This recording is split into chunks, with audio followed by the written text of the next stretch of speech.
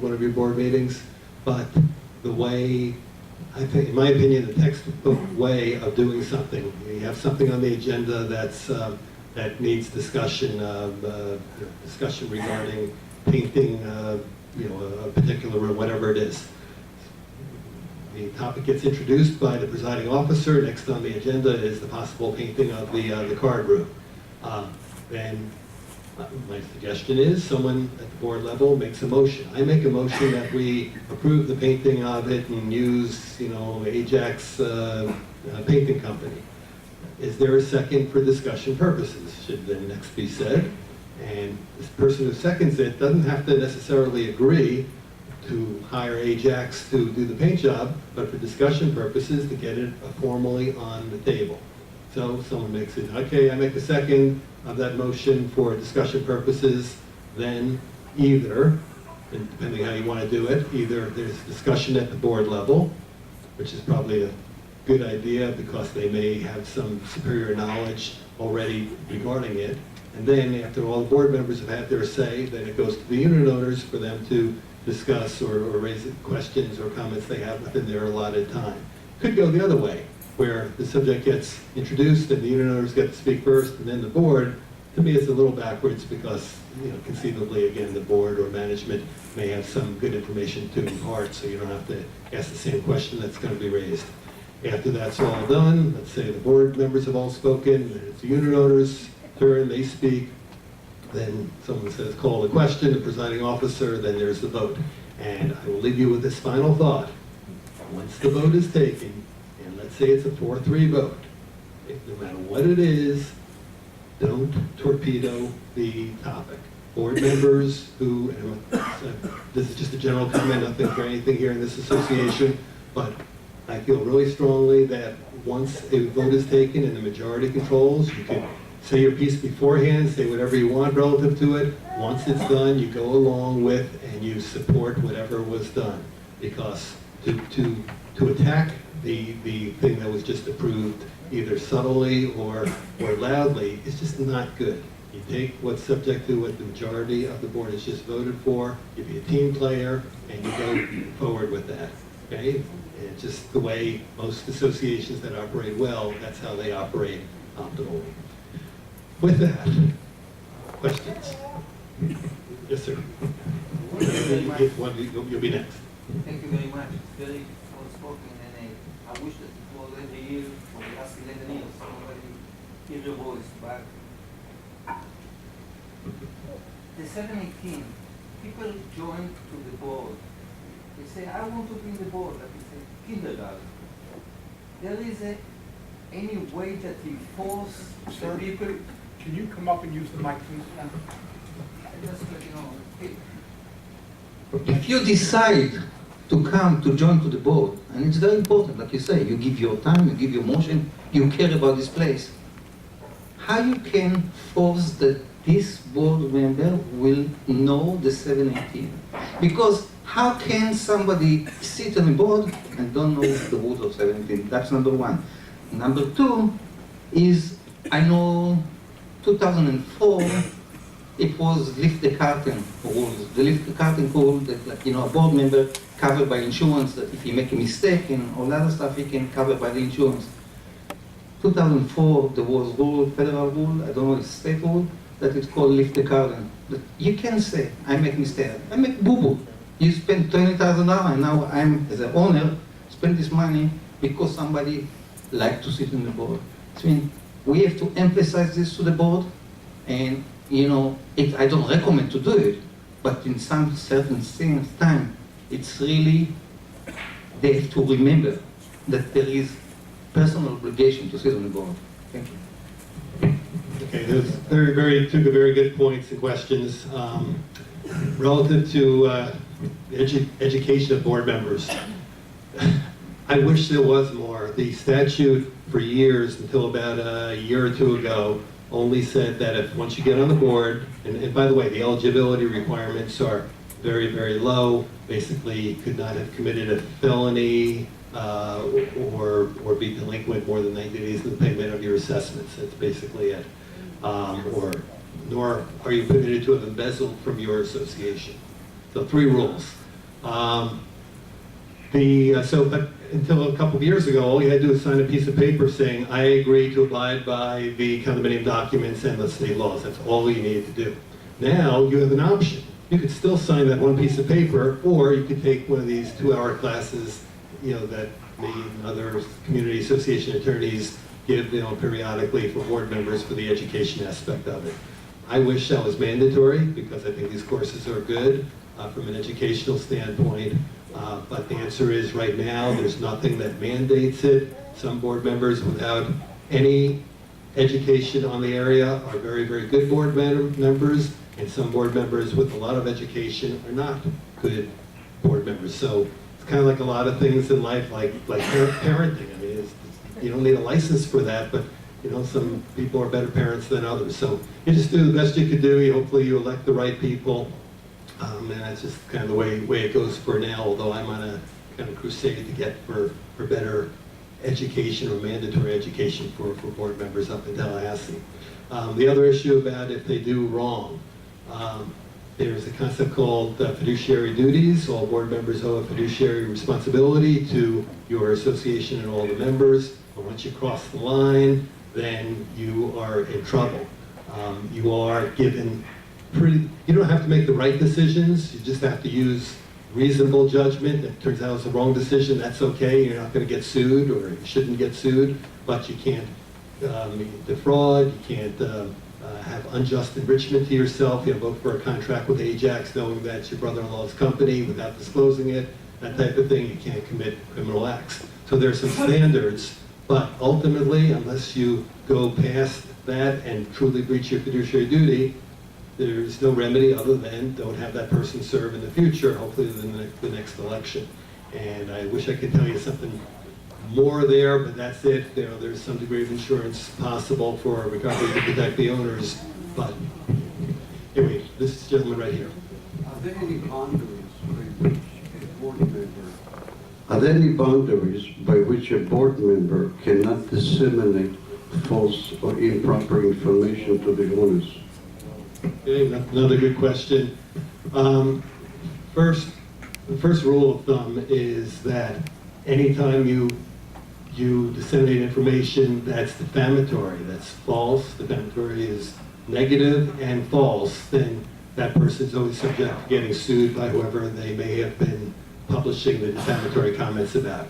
Relative to false information in a corporate setting like this, that goes back to improper, but not necessarily. It goes back to the It goes back to the fiduciary duty thing that I mentioned. Are you breaching your fiduciary duties? Let's say a board member says the truth about an ongoing pending lawsuit that the association is fighting this, and we're going to argue this, and we're going to settle for $20,000 if we have to. Well, it might be all truthful, but if that board member tells people about it and it gets to be public knowledge, that obviously hurts the association's position in negotiating with the other side. So that would be a breach of the fiduciary duties. And I don't know where to say where that line is drawn, but at a certain point, if someone's disseminating information that should be kept in a confidential nature or disseminating things that are only half-truths, there should be consequences where the association or the members can go after that particular board member, but I can't tell you where you draw that line. And again, there's a lot of latitude for board members because they are unpaid volunteers, but once you cross the line, there is consequences. I was not referring to attorney-client relationship. I'm referring to information which is not the true information, budgetary information. You can take out of context what the information is, and many people don't read the budget. So when you look on the surface, you have been misled. I mean, it's a terrible, and I was just giving that as an example of the lawsuit, but it would go to anything. Misleading unit owners relative to budgetary numbers is a terrible thing. And that person, if someone's doing that, hopefully they are recalled. If they are not elected again, or if they've done damage as a result of it, that they're sued. You can't legislate morality and hopefully people who are in a position of having knowledge about the association, whether it be a unit owner or board member, are being truthful in the best interest of the association. If not, they would be breaching their fiduciary duties. Yes, ma'am. What's the conduct on a board member coming and intoxicated people? The question is, what's the consequences if a board member comes intoxicated to a meeting? Hey, no one's ever asked me that question before. I would say that I don't know that there's a rule that prohibits that. And it's obviously a bad thing if they're making decisions. And maybe your board could make a rule regarding that, saying that if it's, how do you prove it? You can't take a blood alcohol test. That's a hard one. No, but he did intoxicate. Yeah. Yes, sir. Regarding your preamble, your presentation, you mentioned that board members, they have personal matters, personal meeting matters. I would like you to define that, to elaborate on that a little bit. And also, I'm confused about the rights we have as unit owners, and also what this board gives the unit owners as this particular community, the welfare. So probably they think, or that what I think, they think the welfare substitutes the right we have to speak on a particular matter that is discussed on the agenda. So I believe that where all the issue we have, it lies there, because they don't let you talk, okay? Because if you talk on the welfare, you cannot talk on the personal on an agenda item. So the other thing the other question I have is when you talk about light as we can record the meeting. I remember last time John recorded, or he posted all the meeting. I'm not defending John, or I'll just use it as an example. So if, let's say, I post the meeting on a blog, I have a blog, can it be sued for that? Because I remember he received a letter from an attorney, I don't know if it was you or someone else, he received a letter saying he can be sued because he would be taken. So can you elaborate on those three items? Okay, on the first item, the two exceptions for being able to have a closed meeting without unit owner attendance. One was the standard one about if it's with your lawyer discussing a pending or proposed lawsuit for obvious reasons. The other one, which was only put in a couple years ago, is for personnel matters. Let's say the board wants to consider firing an employee, a manager, an engineer, or a doorman, whatever. It's not a good idea to have that in the public because maybe the board's going to decide not to fire him. And this way the person will find out it was discussed that he was going to be fired if it was a public meeting, or his salary increased, decreased, whatever. So personnel matters, generally dealing with hiring, firing, and compensation. Number two, speaking on agenda items, I don't know what you've done in the past, but I will tell you, I hope and I advise the association, if they haven't been doing it this way, to make sure that everyone has full opportunity to speak on all agenda items, preferably in advance of the time that they will be voted upon. Period, end of story. The good and welfare thing is an optional thing, as I said before, but absolutely, in my opinion, you should have the right to speak on things before they're voted upon. Relative to the blog thing, that's a new phenomenon, and these lawyers are split on the permissibility of it. I think we inherently know there, in one sense, more information is generally good, but sometimes more information could be bad to the operation of the community association. It could also have a chilling effect. It could be embarrassing. There's different ways to look at that, and there is no specific law that now that says that a unit owner or a board member can't blog regarding or post, possibly post the video. I think an argument could be made that posting the video is improper because it was intended for the unit owners to have that right, not to disseminate it to other people who might see it out there in cyberspace. But I can't cite to you either way for sure that it's unlawful or not.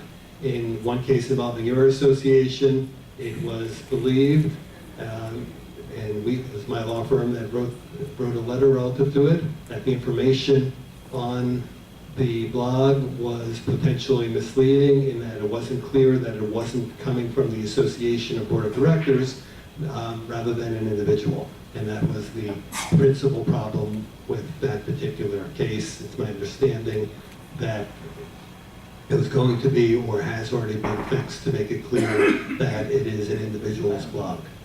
And then that's it. That's okay. Yes, ma'am. On good and welfare, if we did not have good and welfare, and it's not on the agenda, and I feel that there are certain issues that I feel that are quite important, what happens in that case? If we did not have good and welfare? Well, good question. You could always speak to or write a letter to management in between board meetings and ask that something be considered. And there was one other thing that I did forget to mention. In the Florida statutes, there is one other way to get something on the agenda. And I believe it's a petition signed by at least, I want to say 20% of the unit owners in the condominium. And unit owners can force something to be considered on the agenda if they have a petition signed by 20% or more of the unit owners. So that may sound like a very harsh number to get, but that's what the statute calls for. So recommendation is, that's one option. 2, communicating with management. And 3, fortunately, it does appear that you have good and welfare here. There used to be Robert rules, you know, like, I don't remember what it's called, where somebody sits and... Parliamentarian. What is it? Parliamentarian. Parliamentarian. Right, there used to be a person that knew all about this, the rules of Robert's rules, and we used to have at least so many people that knew it. You know what? And it's really interesting. I mean, I'm about as involved in the industry as possible for many, many, many years.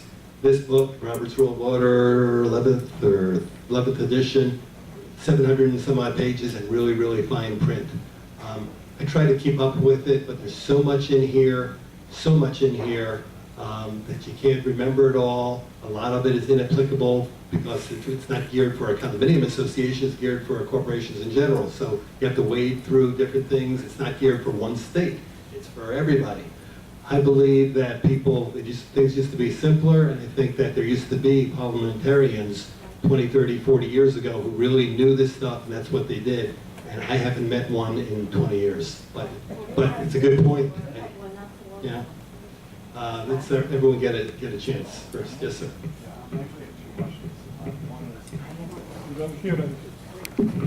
I actually have 2 questions. One is you had addressed blogs and cyberspace, which it being a new phenomenon.